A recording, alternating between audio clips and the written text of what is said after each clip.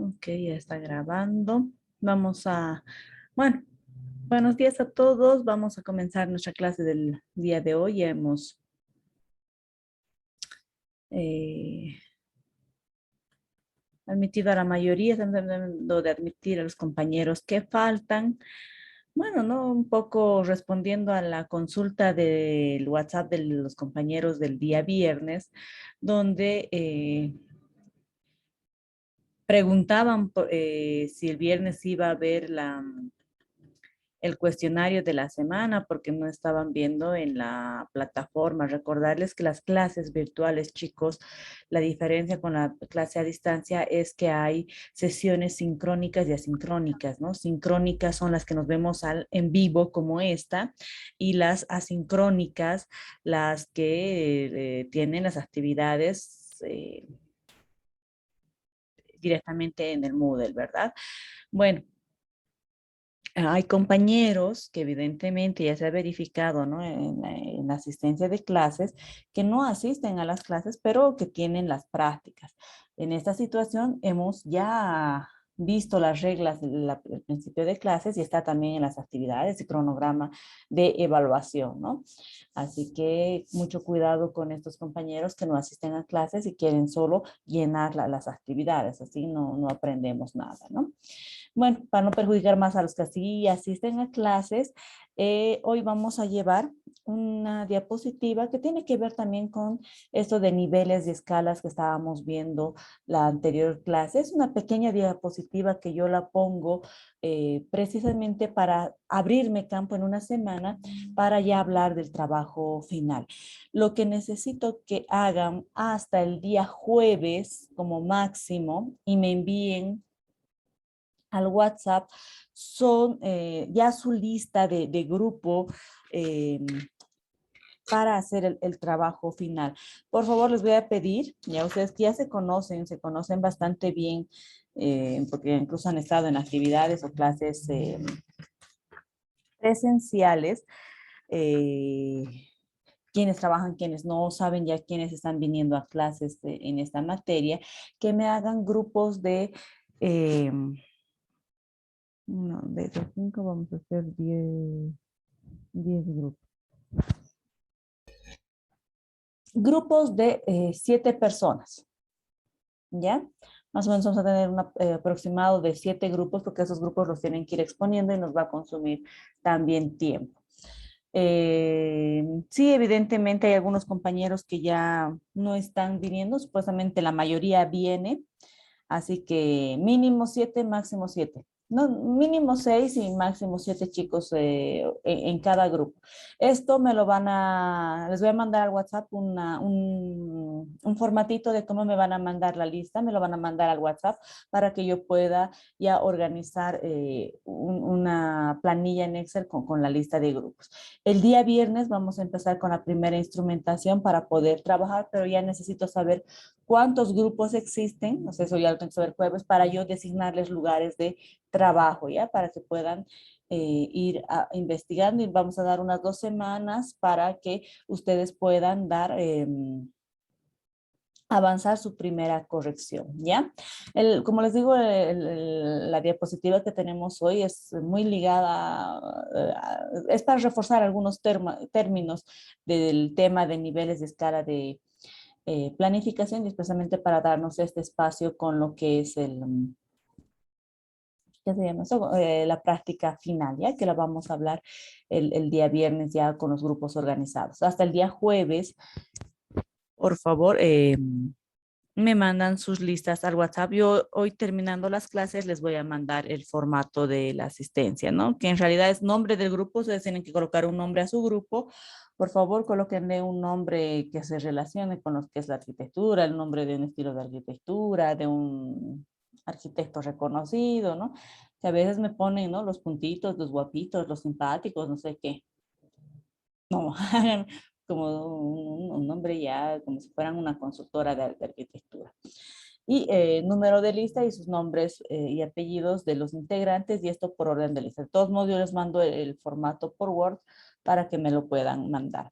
Muy bien, bueno, ya hemos dado la recomendación de por qué bueno, El día viernes nos hemos extendido con la explicación de este tema de las escalas de la planificación y no queríamos tener poco tiempo para poder desarrollar ese tema y es por eso que hoy se va a hacer este cuestionario, ¿sí?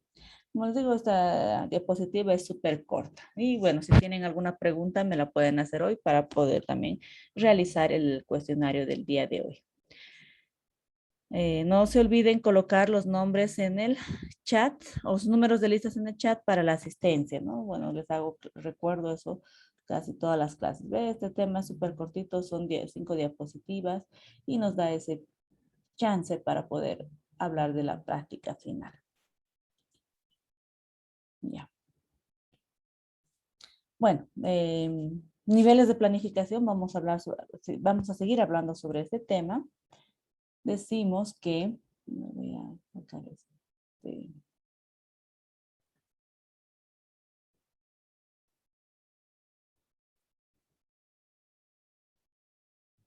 decimos, en general vamos a entender a la planificación urbana como la escala o nivel dentro de la planificación general con las especificaciones previas del objeto de estudio, ¿no? Que es nuestra ciudad.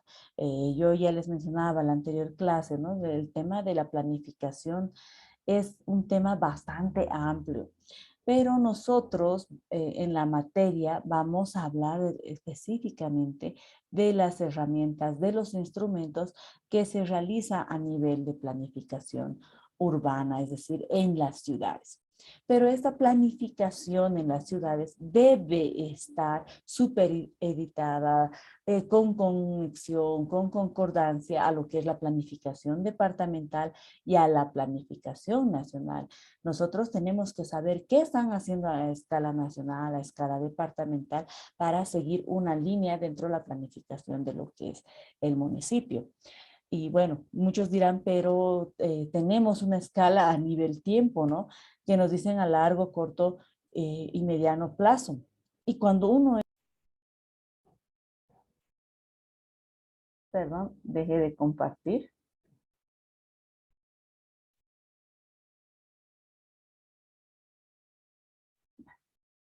Me salí por admitir a un compañero. Ok, ya volví.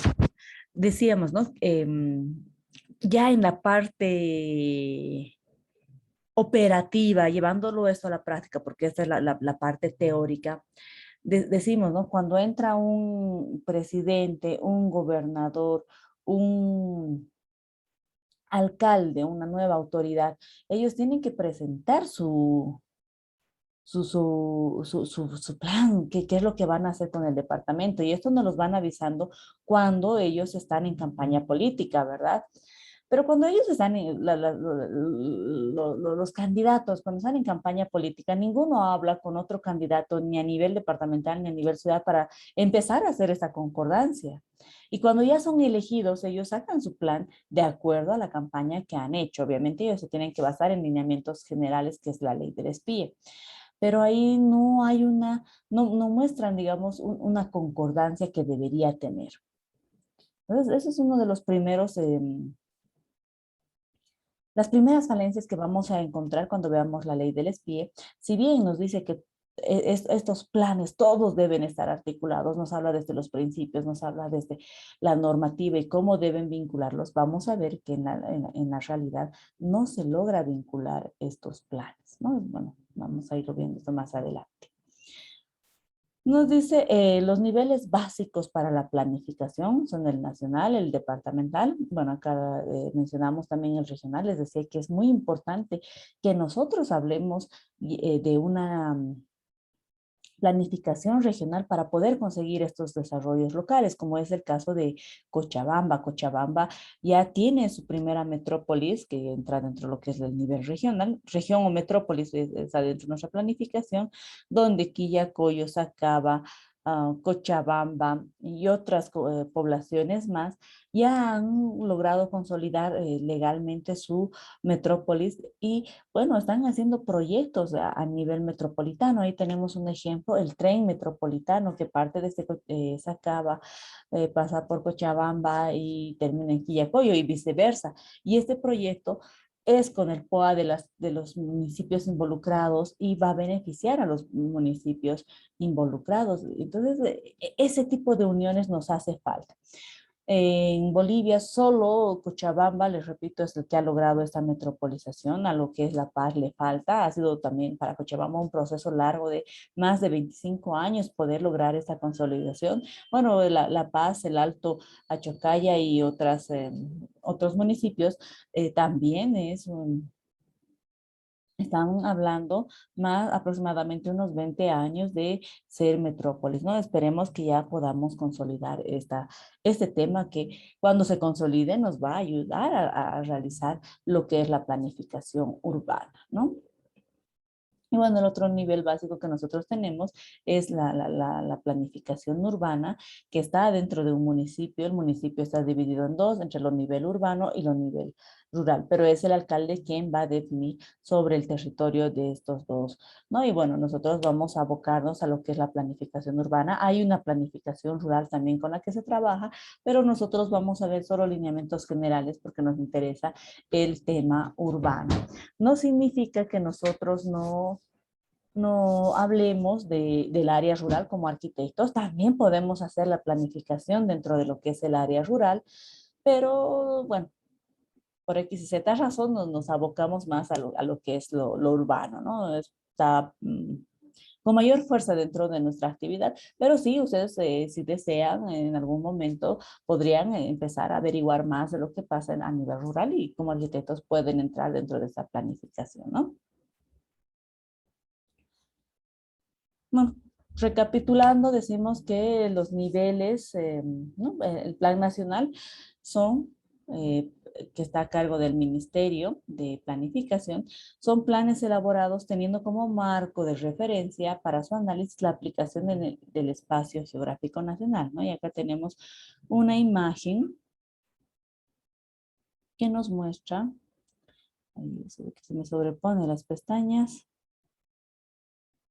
Acá tenemos, ¿no? La imagen de Bolivia mostrándonos toda la división político-administrativo de Bolivia.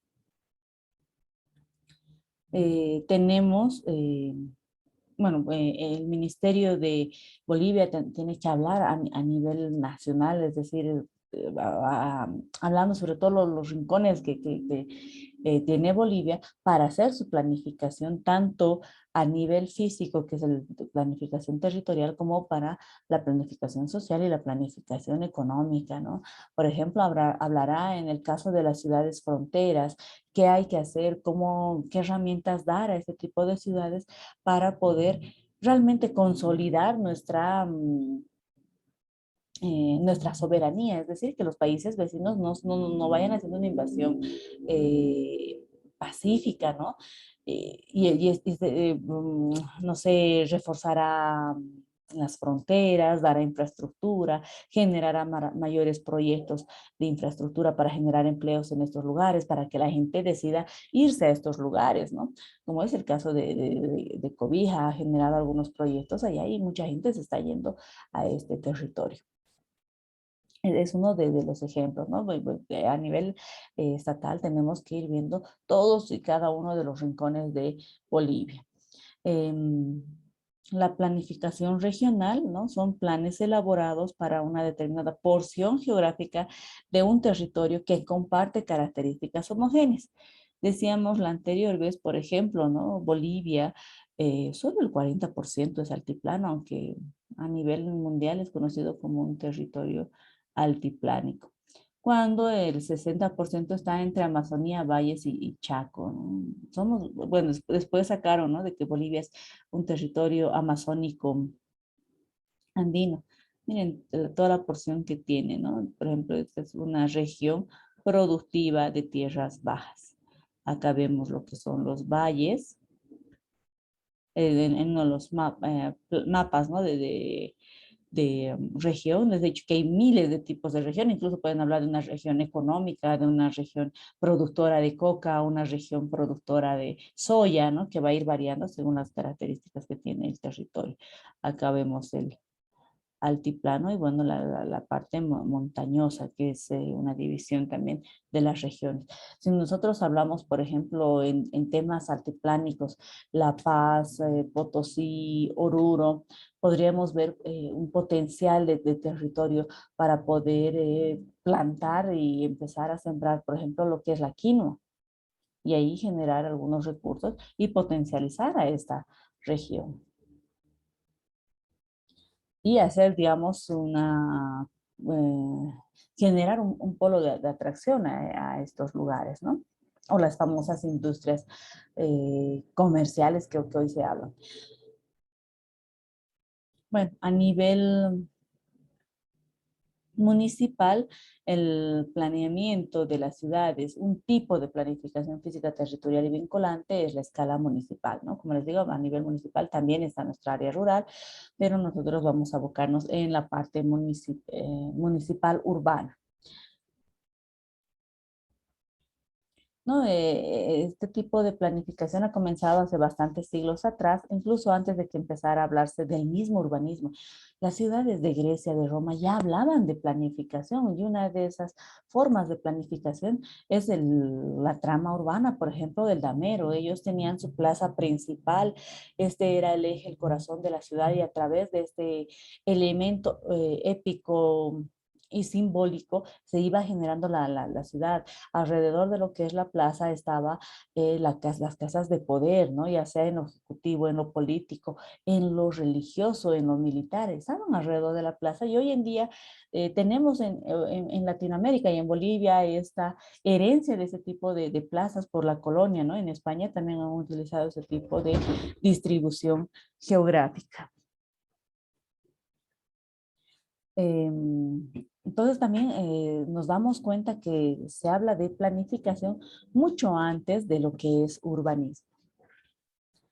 Em, Nos dice que esta disciplina surge fundamentalmente con la aparición de la ciudad industrial, ¿no? Cuando veíamos qué es la ciudad o cómo se iba conformando la ciudad o la evolución de la ciudad, veíamos que esto de la revolución industrial ha enmarcado una época muy importante porque ha habido un desplazamiento migratorio fuerte desde lo que es el campo a la ciudad y han roto las estructuras con las que se tenían antes. Sabíamos que antes de la revolución industrial solo el 10 o el 20% de la población vivía en las ciudades y el resto vivía en las áreas rurales. Con la revolución industrial hay un cambio en esa estructura demográfica y la gente se empieza a trasladar a las ciudades. Es tal que hoy en día, según los datos que nos muestra la ONU Habitat, en Latinoamérica es el 70 a 80% de población que vive en las ciudades y solo un 20% que ha quedado en las áreas rurales, ¿no? Y hemos hablado también de qué ocurre con este abandono del área rural. Bueno, entonces a nivel municipal, acá vemos, ¿no? Tenemos un mapa de lo que es la provincia Murillo y acá vemos lo que está la ciudad de La Paz, vamos a marcarlo, la ciudad de La Paz y el Alto, ¿no? Bueno, obviamente tenemos otros municipios, ¿no? Acá tenemos San Buenaventura, los Yungas, ¿sí? Que son las provincias y ahí están los municipios, ¿no? Y bueno, acá en la imagen de abajo vemos, ¿no? El municipio de La Paz con sus áreas rurales y urbanas y el municipio del Alto con sus municipios rurales y urbanos. Y bueno, también vemos acá el municipio de Viachi, más abajo el de Mayas. Entonces, cada uno de estos municipios tiene su propia autoridad y es la encargada de generar los planes específicos para estas ciudades, ¿no? Vamos a ver acá. Bueno, a nivel urbano, decimos que bueno, estas autoridades van a generar planes elaborados para áreas urbanizadas, ¿no? Para toda la parte urbana, ¿no? Y bueno, harán también otros planes para el área rural. Pero a nivel urbano, estos planes van a ser para las ciudades, ¿no?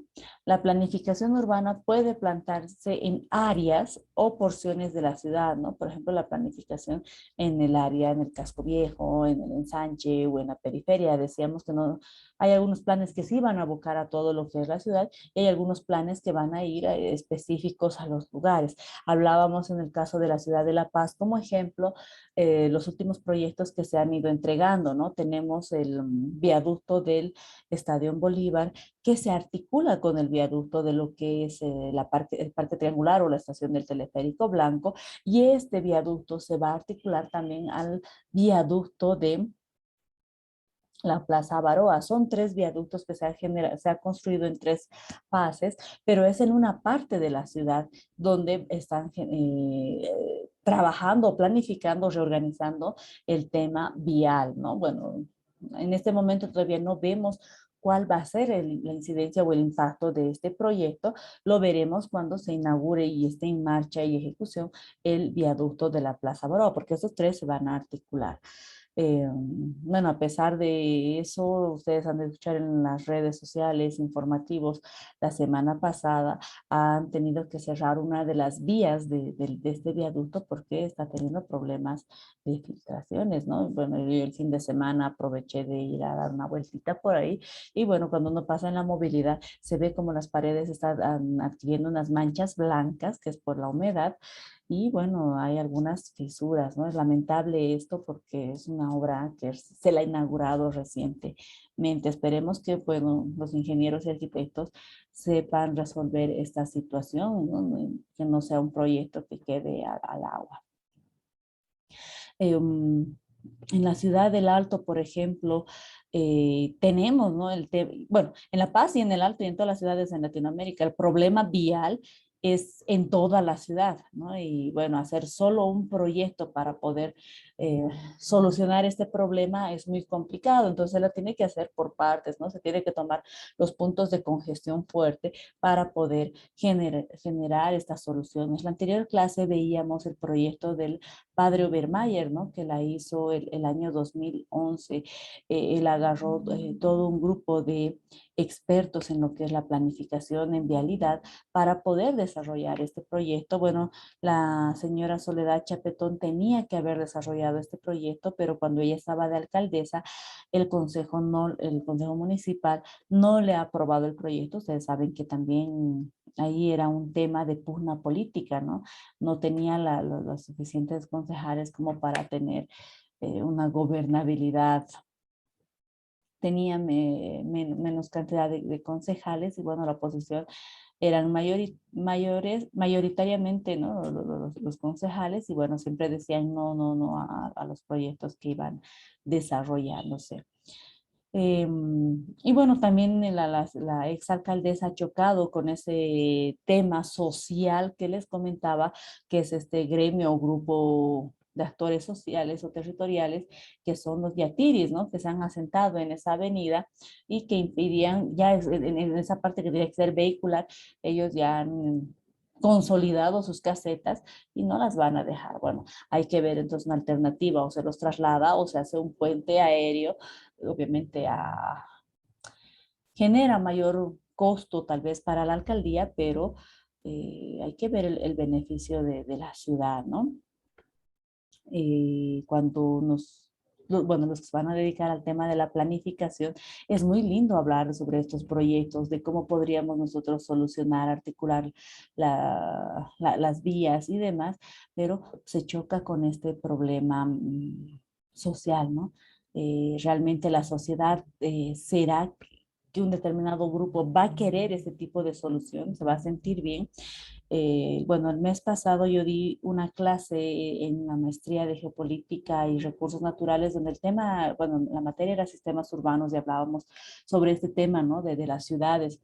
Y hablábamos justamente como un caso de estudio de la ciudad del Alto, que la ciudad del Alto, bueno, es una ciudad nueva que trata de tener las directrices de una planificación, tiene manzanos amplios, vías anchas, pero hay un elemento que a la ciudad del Alto bueno, son varios los elementos que hacen, ¿no? Que la ciudad sea no tenga una fluidez que correspondería a una ciudad nueva. Por ejemplo, el primer punto es que no tiene una plaza principal, una plaza cívica. Y sabemos que la gente en el lugar necesita eso, ¿no? Para reuniones, centros y puntos de encuentros como hay en otras ciudades. Tiene un centro de desarrollo que es La Ceja, que no está tampoco ubicada en un espacio geográfico central, sino está en una esquina, y eso hace que se genere un cuello de botella en el momento de transporte, ¿no? Hacia la Juan Pablo II hay trancaderas porque si bien las vías son amplias, de las 3 vías existentes para poder circular, 2 están utilizándose como parqueo para entrar y salir de esta zona. Lo mismo hacia la zona, a la avenida 6 de marzo, a las otras avenidas. Entonces, esto está generando conflictos vehiculares. Yéndonos a las teorías antiguas, ¿no? Como porque, y en esto veíamos que el planificador no solo tiene, no tiene que cometer los errores del pasado, no tiene que tener esa visión del pasado, tiene que ver nuevas visiones. Muchos piensan que la solución para el tráfico vehicular es empezar a ensanchar calles. Y ya nos han demostrado las teorías que ese es un error y es una visión pasada. En una conferencia, bueno, esta fue una conferencia todavía en la época presencial, ya hace unos 3 años atrás, donde también los de la carrera de arquitectura estaban varios ahí, que se les invitó. Hablaba, ¿no? Un arquitecto planificador y decía que el querer solucionar el tráfico vehicular ensanchando las vías es como pretender solucionar el caso de la obesidad ensanchando un agujerito más de nuestro cinturón, ¿no? Él decía, muchas veces, ¿no? Nos queda el cinturón presionado, entonces, ¿qué hacemos? Aumentamos un agujerito más al cinturón. Bueno, vamos a sentir una soltura en un momento, pero vaya a pasar poco tiempo y otra vez vamos a tener el cinturón ajustado, ¿no? Y nos va a empezar a apretar. ¿Por qué? Porque no estamos solucionando el verdadero problema, que en este caso es la obesidad. Si queremos realmente solucionar en este caso, bueno, este ejemplo de la obesidad, de lo del cinturón, tenemos que atacar dietas y otro tipo de recursos para que la persona ya no sea obesa, ¿no? Lo mismo nos pasa en las vías. Ya no podemos ampliar las vías porque no vamos a solucionar el tema de conflicto vehicular. ¿Cuál es realmente el caso en el conflicto vehicular? Hablando ya en el caso de Bolivia y La Paz y el Alto. Tenemos un parque automotor muy grande, ¿no? Ya hay en algunas cifras, en algunas zonas, que ya este estudio se lo ha hecho incluso por zonas, donde no hay solo una movilidad por familia, sino tiene la movilidad la mamá, el papá y cada uno de los hijos. Y por familia a veces llegan a tener hasta 5 movilidades. Los transportistas, los minibuseros, ¿no? No tienen solo un minibús, tienen 2 o 3. Se ha hecho una propuesta de planificación donde se trabaja por el tema de numeración de placas, ¿verdad? Y esto era para que no todas las movilidades que hay en las ciudades circulen en ese momento y se restringe la ciudad. Pero ¿qué es lo que ha ocurrido, no? Bueno, entonces los choferes la idea era que los choferes descansen por lo menos un día a la semana, no ingresando a estos lugares, pero ¿qué es lo que hacen? Se han conseguido otra movilidad, ¿no? Y para esto, ¿cómo han conseguido otra movilidad? Hay que ver este tipo de políticas. Tenemos los famosos autos chutos, los autos usados que nos vienen de otros países, ¿no? Esos desechados que ya por el tiempo de uso que tienen contaminan en su ambiente, ya no los usan en otros países, los desechan como basura y nosotros los usamos como, uy, no, mira, tengo un auto de solo 5 años de antigüedad. Y en otros países son utilizados como basura y nosotros estamos reciclando eso. Las casas automotriz han generado varias políticas para que sea fácil conseguir una movilidad. Y por último, tenemos que el Estado subvenciona la gasolina. Por eso también los ciudadanos se animan a tener una movilidad. Entonces, no estamos solucionando el problema de transporte, más al contrario, lo estamos eh, congestionando más. Dinos, Rabel. Comentando en esa parte de los automotrices, en otros países el impuesto es Rabel, menos has con levantado los la autos mano, nuevos. dinos. Bueno, es que ahorita en otros países, a lo que sé, cuando compras un auto nuevo, el impuesto es menos. Cuando tienes un auto viejo, el impuesto es un poquito más elevado, así.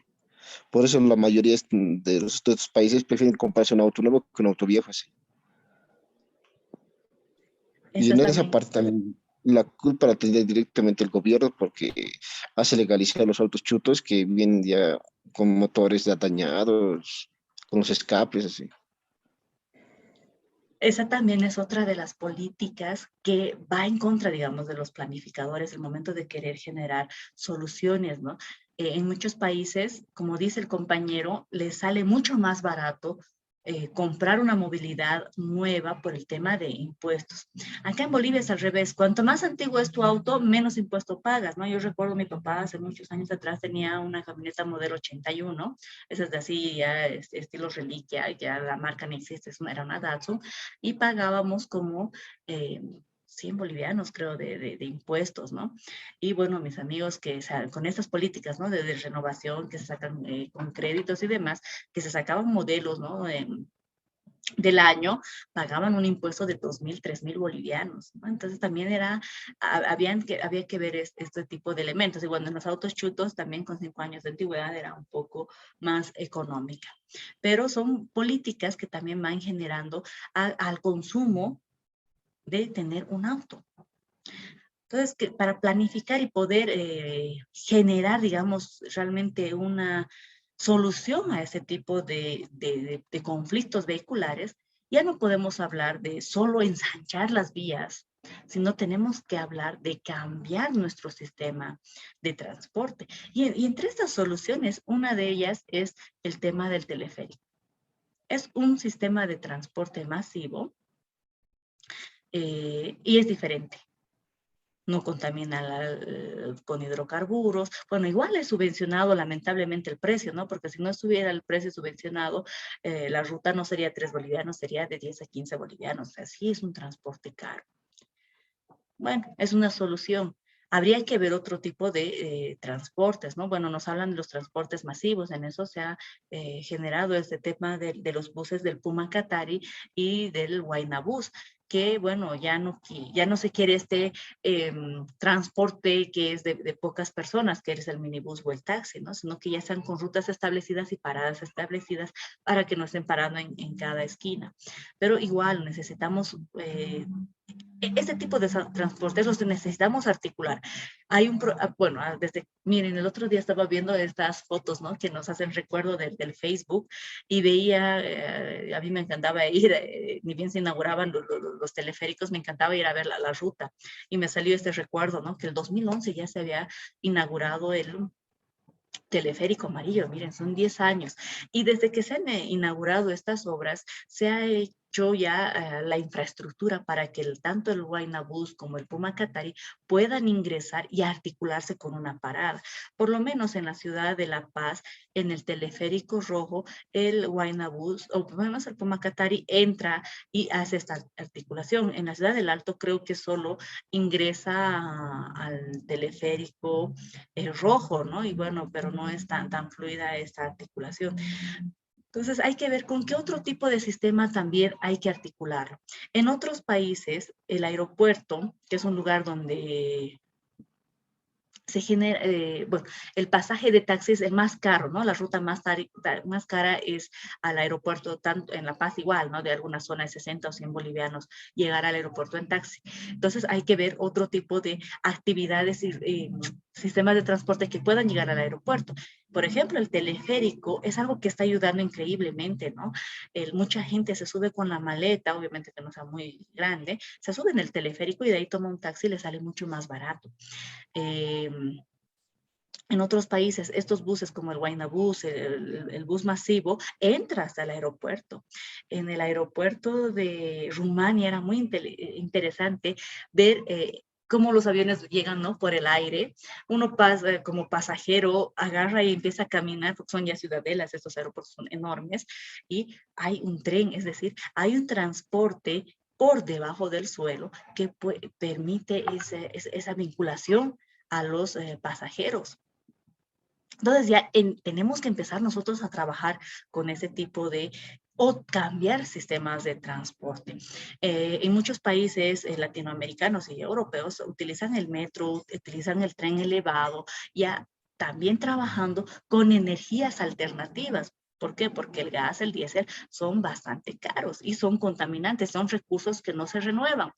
Y es de ahí que aparecen estos autos eléctricos, ¿no? Que en alguna clase yo les hablaba en La Paz, perdón, en Bolivia, se está elaborando, se está construyendo el auto eléctrico a base de esta batería de litio que tenemos como materia prima y es el famoso Quantum que ustedes las han debido ver en las promociones, ¿no? Donde nos muestran una gran facilidad. En Argentina también, es Argentina, Bolivia y Chile, a nivel Latinoamérica, donde se va a trabajar esta industria de los autos eléctricos, pero también es un proceso de años, ¿no? Dentro de los procesos largos, si quieren llamarlo, el poder cambiar este sistema de transporte, es decir, ya no por hidrocarburos, gas, diésel, gasolina, sino por energías alternativas. En Argentina se ha planteado que para el 2025, bueno, ya está casi a la vuelta de la esquina, se debería haber cambiado todo el parque automotor, es decir, que ya no existan más estos autos a combustible, sino todos deberían ser eléctricos. Hacer este cambio también es un presupuesto, porque la gente tiene que vender su auto y conseguir uno nuevo. Pero son políticas que se las tiene que hacer a largo plazo. Bolivia podría hacer esto a largo plazo porque recién estamos empezando a construir estos autos. Bueno, les voy a mandar un link más para poder hablar algunos temas porque ya se nos acaba de ¿ya? Bueno, voy a grabar el chat. ¿Dónde está mi chat? Supongo que ya todos han puesto sus datos. Vamos a guardar. Ya.